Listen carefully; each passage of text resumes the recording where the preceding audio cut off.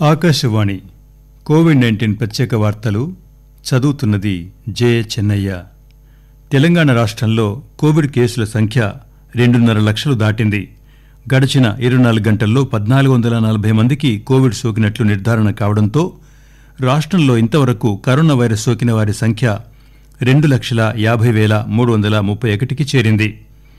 రాష్ట్ర వైద్య ఆరోగ్య శాఖ ఈ ఉదయం విడుదల చేసిన తాజా బులెటిన్ ప్రకారం రాష్ట్రంలో నిన్న 42,000కు పైగా పరీక్షలు నిర్వహించగా వారిలో 1,440 మందికి కొత్తగా కరోనా వైరస్ పాజిటివ్గా నిర్ధారణ అయింది.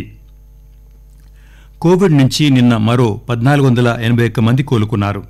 దీంతో రాష్ట్రంలో కోవిడ్ రికవరీల రేటు 91.50% నమోదైంది. ఇంతవరకు కోలుకున్న వారి సంఖ్య 2,29,064కు పెరిగింది. దీంతో ప్రస్తుతం రాష్ట్రంలో దాదాపు 20,000 యాక్టివ్ కేసులున్నాయి. వీరిలో 17,000 మందికి పైగా హోం ఐసోలేషన్లో ఉన్నారు. కాగా నిన్న మరో 5 మరణించడంతో రాష్ట్రంలో కోవిడ్ ఇతర సమస్యలతో మరణించిన వారి సంఖ్య 1,377కు పెరిగింది. ఇలా ఉండగా జీహెచ్ఎంసీ పరిధిలో తాజాగా 278 కరోనా పాజిటివ్ కేసులు నమోదయ్యాయి. గడిచిన 24 గంటల్లో మేడ్చల్ మల్కాజిగిరి జిల్లాలో 133 మందికి, రంగారెడ్డి జిల్లాలో 112 మందికి కొత్తగా కోవిడ్ సోకగా భద్రాద్రి కొత్తగూడెం జిల్లాలో 97 మందికి కరోనా పాజిటివ్ నిర్ధారణ అయింది. ఖమ్మం జిల్లాలో 91, నల్గొండ 70, కరీంనగర్ 68, సూర్యాపేట 48, సిద్దిపేట 42, వరంగల్ అర్బన్ జిల్లాలో 39 కోవిడ్ కేసులు కొత్తగా నమోదయ్యాయి. కరోనా ప్రభావంతో ప్రస్తుత ఆర్థిక సంవత్సరంలో రాష్ట్ర ఆదాయం భారీగా తగ్గుతున్నందున అందుకనుగుణంగా ఆర్థిక నిర్వహణ ప్రణాళికను రూపొందించుకోవాలని ముఖ్యమంత్రి చంద్రశేఖరరావు అధికారులను ఆదేశించారు. కరోనా లాక్డౌన్ నేపథ్యంలో రాష్ట్ర ఆర్థిక పరిస్థితులపై ముఖ్యమంత్రి నిన్న ప్రగతి భవన్లో ఆర్థిక శాఖ అధికారులతో సమావేశమయ్యారు. 2020-21 బడ్జెట్పై మధ్యంతర సమీక్ష నిర్వహించారు.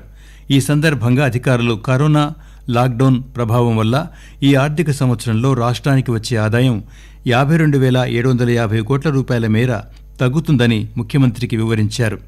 అలాగే కేంద్ర నిధులు ఇటీవల సంభవించిన వరదల పరిస్థితిని ముఖ్యమంత్రి అధికారులతో సమీక్షించారు.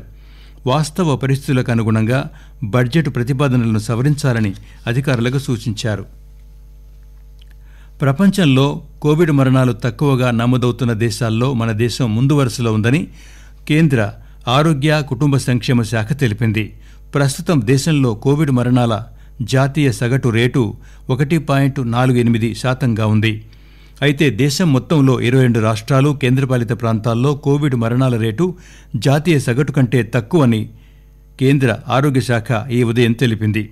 అదేవిధంగా 18 రాష్ట్రాలు, కేంద్రపాలిత ప్రాంతాల్లో రికవరీ రేటు జాతీయ రికవరీ రేటు కంటే ఎక్కువగా ఉందని కేంద్ర ఆరోగ్య శాఖ పేర్కొంది.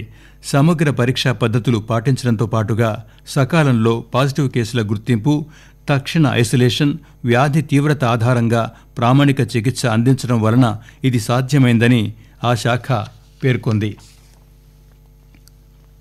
ఉమ్మడి ఆదిలాబాద్ జిల్లాలో కరోనా ఉధృతి కొనసాగుతోంది. ఉమ్మడి జిల్లాలో తాజాగా నిన్న ఒక్క రోజులోనే 99 కరోనా పాజిటివ్ కేసులు నమోదయ్యాయి. తాజాగా ఆదిలాబాద్ జిల్లాలో 13 పాజిటివ్ కేసులు, నిర్మల్ జిల్లాలో 25, మంచిర్యాలలో 51 పాజిటివ్ కేసులు, కొమురం భీం, ఆసిఫాబాద్ జిల్లాలో 10 కేసులు నమోదయ్యాయి. కరోనా పాజిటివ్ కేసులు పెరగడంతో ప్రజలు కోవిడ్ నిబంధనలు పాటించాలని అధికారులు కోరారు. కోవిడ్ నిబంధనలు పాటించకుండా నిర్వహిస్తున్న పలు పబ్లపై పోలీసులు కేసు నమోదు చేశారు. హైదరాబాద్ జూబ్లీహిల్స్లో రాత్రి వెస్ట్ జోన్ టాస్క్ ఫోర్స్ పోలీసులు దాడులు నిర్వహించారు. పలు పబ్లలో ఎలాంటి అనుమతులు లేకుండా డ్యాన్స్ ఫ్లోర్ను నిర్వహిస్తున్నారని, సిబ్బందిలో చాలామంది మాస్కులు, గ్లౌజులు ధరించకుండానే మద్యాన్ని, ఆహార పదార్థాలను సరఫరా చేస్తున్నట్లు గుర్తించారు. నిబంధనలు ఉల్లంఘించిన నిర్వాహకులపై కేసులు నమోదు చేసినట్లు పోలీసులు వెల్లడించారు. జూబ్లీహిల్స్ పిఎస్ పరిధిలో సుమారు 20కి పైగా పబ్బుల్లో ఉల్లంఘనలు జరుగుతున్నాయని పోలీసులకు ఫిర్యాదులు అందుతున్నాయి. కరోనా కారణంగా వాయిదా పడిన డాక్టర్ బిఆర్ అంబేద్కర్ సార్వత్రిక విశ్వవిద్యాలయం పీజీ పరీక్షలు డిసెంబర్ 15 నుంచి జనవరి 5 వరకు జరుగుతాయి. తెలంగాణ, ఏపీ రాష్ట్రాల్లో నిర్వహించనున్న ఈ పరీక్షలకు హాజరు కాగోరే విద్యార్థులు రిజిస్ట్రేషన్ చేసుకోవడానికి ఈ నెల 25వ తేదీ వరకు గడువు ఉంది. పూర్తి వివరాల కోసం వెబ్సైట్ లేదా స్టడీ సెంటర్లలో సంప్రదించవచ్చని విశ్వవిద్యాలయ అధికారులు తెలిపారు. ఆకాశవాణి కోవిడ్-19 ప్రత్యేక వార్తలు సమాప్తం.